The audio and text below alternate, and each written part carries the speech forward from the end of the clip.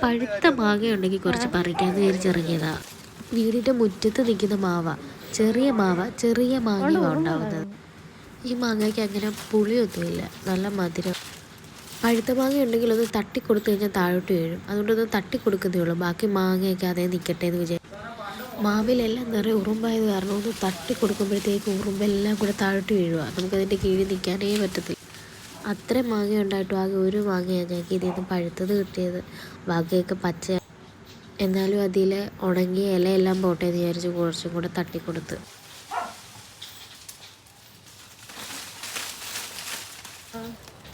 വീടിൻ്റെ പുറകുവശത്ത് നിൽക്കുന്ന മൂവാണ്ട മാവേന്ന് കുറച്ച് പച്ചമാങ്ങ പറിച്ച് വെച്ച് കഴിഞ്ഞാൽ പഴുപ്പിക്കാമല്ലോ എന്ന് വിചാരിച്ച് ഞങ്ങൾ പുറകിലോട്ട് തന്നെ. താഴെ കുറച്ച് നിൽപ്പൊക്കെ ഉണ്ടായിരുന്നു, കയ്യിലെത്താൻ പറ്റുന്ന രീതിയിൽ. ഒന്ന് രണ്ടെണ്ണം ഞങ്ങൾ അതങ്ങനെ പറിച്ച്. ബാക്കിയെല്ലാം അങ്ങ് നിറയെ മുകളിലായിരുന്നു.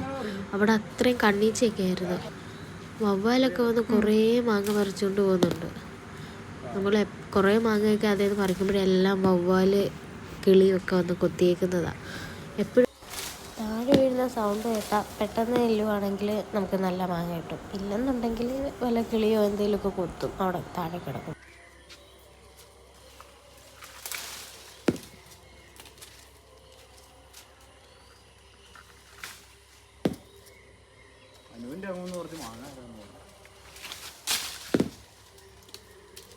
അവിടെ എന്ത് മാങ്ങയുള്ള? വേറെ വീട്ടിൽ നിന്ന് കഴിക്കുന്ന സോം വേറെയാണ്.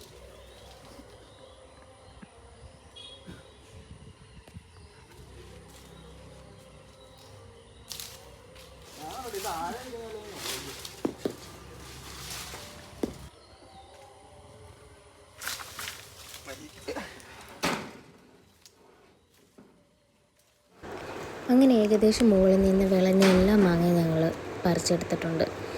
ഇനി താഴെ നിൽക്കുന്ന മാങ്ങകളും കൂടെ ഉള്ളൂ. അത് തൽക്കാലം ഇപ്പം പറിച്ചില്ല.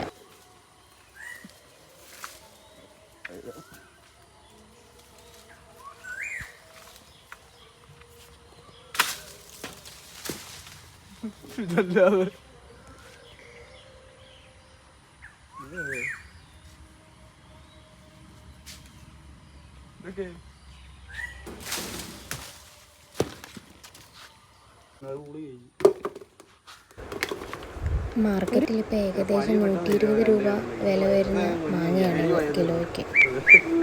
നമ്മുടെ വീട്ടിൽ തന്നെ ഉണ്ടായി. പുറത്തുനിന്ന് ആൾ കൊടുക്കുമെന്ന് ചോദിച്ചാൽ വന്ന് കൊടുത്തില്ല. നമ്മൾ വെറുതെ പൈസ കൊടുത്ത് പുറത്തുനിന്ന് വാങ്ങിക്കണ്ടല്ലോ.